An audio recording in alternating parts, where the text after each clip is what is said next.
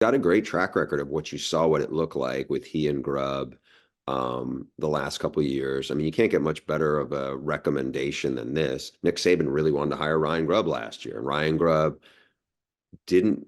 Went back to Seattle to still work there. I mean, I think you can't get much better than the two parts of that. Kane, I think, is really, really good. Like what he did at Indiana when it was Indiana and they had like a top five defense through a lot of really smart metrics of what they did. That was the most success Indiana's football had in half a century.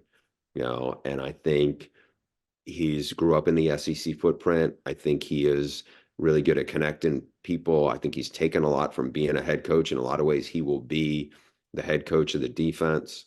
I think that he knows what it's like to work with Kalen because they worked together at Indiana.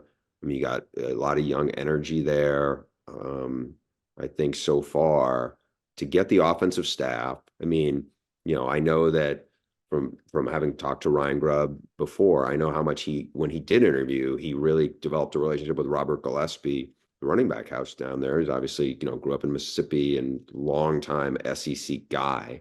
Um, I think that their connection was strong, and so to keep him, I think is a big piece. You get Scott Huff, who's a really, really good offensive line coach. I mean, he had the best offensive line in the country this year. He's a Chris Peterson disciple. I think he's a guy people there will really, really come to like. And I just think there's a lot of really promising signs of this transition so far.